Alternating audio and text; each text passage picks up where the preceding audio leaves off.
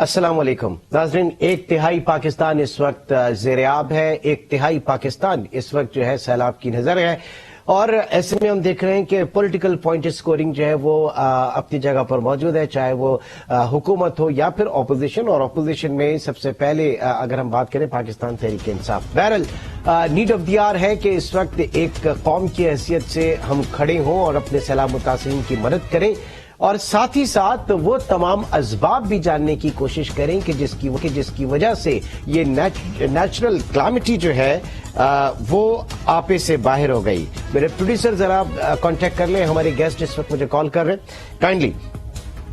तो सूरत हाल इस वक्त ये देखी जा रही है कि तूलो अर्ज में इस वक्त बहुत बेचैनी है और ऐसे में हम मुख्तलिफ इंटरनेशनल फोरम्स जो हैं उनके ऊपर उनसे मदद की दरख्वास्त कर रहे हैं, उनसे मदद की बात की जा रही है, उनसे फंडिंग की बात की जा रही है, लेकिन मुल्क में सियासी माहौल जो है वो साजगार नहीं है और इसी वजह से महंगाई का तूफान भी है। एक पॉलिटिकल अनसर्टेनिटी जो है वो एक मुआशी अनसर्टेनिटी को जगह दे रही है। साथ ही साथ वो तमाम अवामिल, वो असबाब जिसकी मैं बात कर रहा था उसमें कि इससे बचा कैसे जाए, क्योंकि ये गैर मामूली बारिशें और सैलाब, क्योंकि बारिशों की वजह से ये सैलाब आया और ये जो है मौसमियाती तब्दीली जिसे हम कहते हैं ये उसकी वजह से है।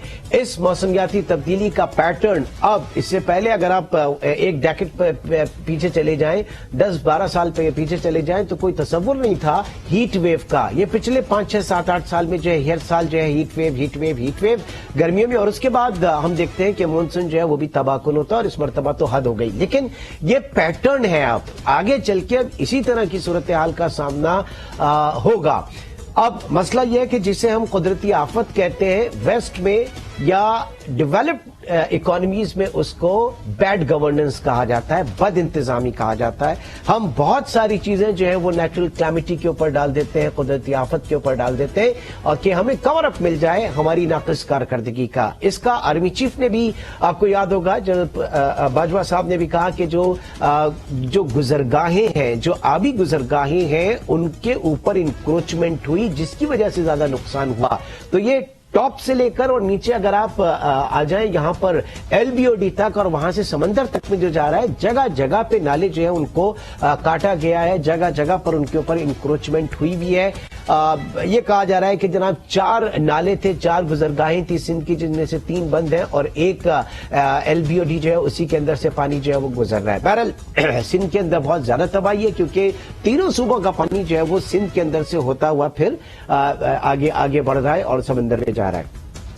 क्या वजह रही, किस हद तक, क्योंकि मैंने पॉलिटिकल पॉइंट स्कोरिंग की भी इसके ऊपर बात की। तो पिछले दिनों जमशेद इकबाल चीमा साहब जो कि पाकिस्तान तहरीक इंसाफ के बहुत मुतहर्रिक कारकुन हैं, रुकन हैं,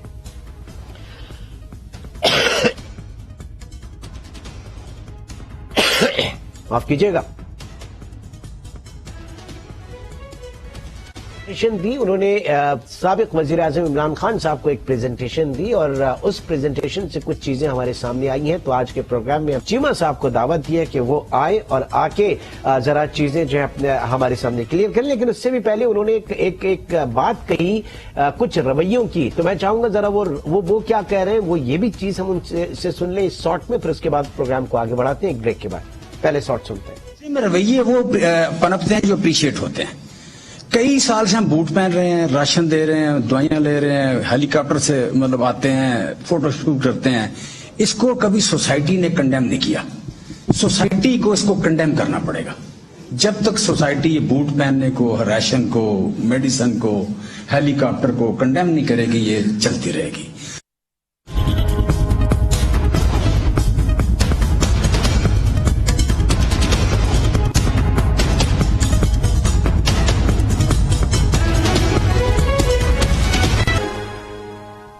वेलकम बैक। जमशेद इकबाल चीमा साहब इस वक्त हमारे साथ मौजूद हैं, बहुत शुक्रिया आपके वक्त का। बात की जा रही है इस वक्त मुल्क के तुलो अर्ज में इस वक्त जो सैलाब है और जिसकी वजह से पाकिस्तान की मुआशी हालत काफी अबतर, आगे आने वाला वक्त भी काफी मुश्किल है। कुछ आपने former prime minister Imran Khan को एक प्रेजेंटेशन दी, एक ब्रीफिंग दी और वहां पे आपने कुछ मुआशी रवैयों के हवाले से बात की थी, हेलीकॉप्टर की, राशन की तकसीम की और इन चीजों की कि इसको मुआशरे को कंडेम करना चाहिए। मैं थोड़ा सा कंफ्यूज हूं, ये जरा क्लियर कर दीजिएगा, फिर प्रोग्राम को आगे बढ़ाते हैं। चीमा साहब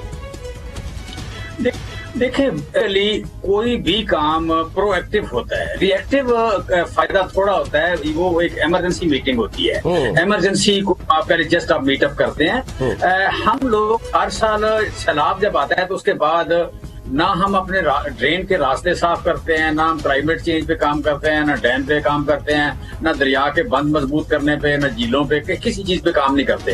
हम वेट करते हैं कि अगली बार फिर सैलाब आएगा, फिर हेलीकॉप्टर लेके फोटोशूट करवाने चल पड़ते हैं, राशन फेंक रहे हैं, हेलीकॉप्टर पे पकड़ा हुआ है जनाब, बूट पहने हुए हैं, जाके पानी में खड़े होकर फोटो खिंचवा रहे हैं। इसे कंडेम होना चाहिए। ये तो एक ऐसी गॉट इट। आप कह रहे हैं कि एक प्रोएक्टिव अप्रोच होनी चाहिए, बजाय इसके कि हम बाद में के रिलीफ के ऊपर करें और दुनिया में एक हमारा तमाशा बने कि हम कुछ भी नहीं सीखते। 2010 के सैलाब से हमने कुछ नहीं सीखा, जो सुपर फ्लड था 2022 में उससे ज्यादा जो है वो हालात खराब है। तो बहुत सारी चीजों को हम पर्दे में डालते हैं, कुदरती आफात के बदइंतजामी जिसे वेस्ट की दुनिया कहती है, जो डेवलप कंट्रीज कहती हैं। अब बात सर ये है कि सर किस तरीके से इससे बचा जाएगा। आपने जो प्रेजेंटेशन है इसमें बहुत अहम चीजें बताई हैं। ये तो अपसाइड डाउन होना है, पूरी आपकी प्लानिंग चेंज होनी है। पूरे मुल्क में इंक्रोचमेंट जबरदस्त किस्म की हुई है, आर्मी चीफ ने भी बाकायदा इसकी निशानदेही की है। किस तरह से हालात बेहतर होंगे? देखिए, मैं 3 चीजें बेसिक बुनियादी बताई हैं कि आज के दौर में क्लाइमेट चेंज जो है ये आपकी जिंदगी का, रोजमर्रा जिंदगी का हिस्सा बन गया है। आप क्लाइमेट चेंज को एड्रेस किए बगैर इंसानी जिंदगी आगे नहीं बढ़ सकती। क्लाइमेट चेंज को हमें सीरियस लेना होगा। लगाने का जो इमरान खान ने काम किया था और उसका तमाशा ये हमने मजाक उड़ाया, मैं समझता हूं उस बात को हर हुकूमत को आगे लेके चलना होगा और हमें इंडिविजुअल लेवल पे या आप लोग मीडिया से हैं, इस अवेयरनेस को लेके आगे चलना होगा, टार्च पीरियड का काम करना होगा। दूसरी बात जो है कि हमने जिस तरह अपने डैमों को मुतनाज़े बनाया और उसमें आप कह लें कि किसी का खेल के आज तक हमने वाटर को स्टोर नहीं किया। वाटर जिंदगी है, पानी जिंदगी है। जिंदगी, इंसानी जिंदगी शुरू होती है साफ हवा से। पहली जरूरत इंसानों की साफ हवा है, दूसरी जरूरत इंसानों की साफ पानी है, तीसरी जरूरत जाके खुराक है। हम खुराक से रोटी कपड़ा मकान से शुरू करते हैं। बड़े से बड़ा दानिश्वर बात करें तो कहते हैं आज भी रोटी कपड़ा मकान में फंसे हुए हैं। आज की मॉडर्न दुनिया में ये हमेशा से साफ हवा, उसके बगैर आप सेहतमंद मुआशरे का तसव्वुर भी नहीं कर सकते। हम रोटी कपड़ा मकान से आगे बढ़ते हैं तो हम मेडिकल और तालीम पे चले जाते हैं। ना मेडिकल ना तालीम, ये आ ही नहीं सकते कि अगर आपकी हवा साफ नहीं है, पोल्यूटेड एयर में अगर आप रह रहे हैं तो आप हेल्दी हो ही नहीं सकते। इसी तरह अगर आपके पास साफ पानी पीने का नहीं है तो आप हेल्दी हो ही नहीं सकते। लिहाजा हमें पानी को और हवा को, ये दो जो पहली जरूरियात हैं, जिसमें एक के बगैर हम 2 मिनट तक जिंदा नहीं रह सकते और दूसरे के बगैर 4-5 दिन तक जिंदा नहीं रह सकते, और आप खाने के बगैर तो फिर भी 40 दिन, 30 दिन, 25 दिन, 20 दिन जिंदा रह सकते हैं। लिहाजा तरतीब हमें होगी, जरूरियात की तरतीब बदलें। आप पहले चले हवा से, फिर चले पानी से, फिर रोटी कपड़ा मकान से चले, फिर आप चले जनाब से हेल्थ और एजुकेशन। ठीक है, आपने क्लाइमेट चेंज की बात की, आपने डैम्स की बात की, एंड द थर्ड वन तीसरी ड्रेन है। ड्रेन के बगैर कोई कंसेप्ट नहीं है, ना इंसानी जिंदगी का, ना जानवरों की जिंदगी का, ना पौधों का।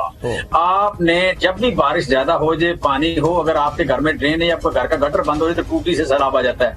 लिहाजा नल से सैलाब आना जो है, आपने ड्रेन के बगैर नहीं चल सकते। सिंध में जो मसला हुआ है कि उसी तरह सैलाब आया टीपी में, उसी तरह पंजाब में आया, लेकिन आज वो खुश्क पड़े हैं। सिंध अगर डूबा हुआ है तो उसकी बुनियादी वजह, यहाँ पुराने नेचुरल रास्ते जो थे दरिया के पानी निकलने के, 4 ड्रेन थे। एक कश्मीर से शुरू होता था, दूसरा ओस्ता मोहम्मद से शुरू होता था, तीसरा जो है आप कह लें कि यहाँ गोटकी से या कुबाड़ू से शुरू होता था, चौथा जो है आप कह लें ये जो लेफ्ट बैंक आउटफॉल ड्रेन बनी, जो वर्ल्ड बैंक बनी, 4 मेन ड्रेन। अच्छा, LBOD और आज RBOD जो है वो उसकी जमीनों पे कब्जा है, बंद है। LBOD पे जो है उस पे भी कब्जे हैं, बंद है। आज भी वहाँ पे क्या नाम है, अरबाब ने कब्जा किया हुआ है, बंद तोड़ने दे रहा, पानी रुका हुआ है। सांगल डूबा हुआ है, मीरपुर डूबा हुआ है, उमरकोट डूबा हुआ है, आप हैदराबाद या टंडो आदम डूबा हुआ है। ये सारे जो इलाके डूबे हुए हैं, फिर पीछे हैरपुर डूबा हुआ है। अरबाब तो इत्तेहादी रहे ना आपके, समझाए नहीं आप लोगों ने?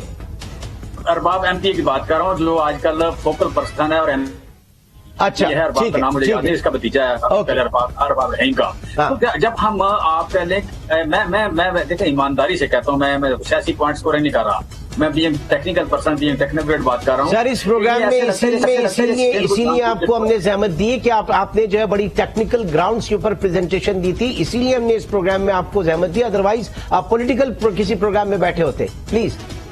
तो मैं कह रहा हूँ कि बेसिकली यहाँ पे ऐसे जैसे आप ये ना जो बेसिक है, जो वर्ल्ड बैंक ने ये एलबीओडी का दिया था, यू कैन से के फंड्स, इसकी कैपेसिटी है कि 5 दिनों में अगर बारिश हो 250 mm तो 15 दिन में पानी निकल जाएगा, ये इसकी कैपेसिटी है।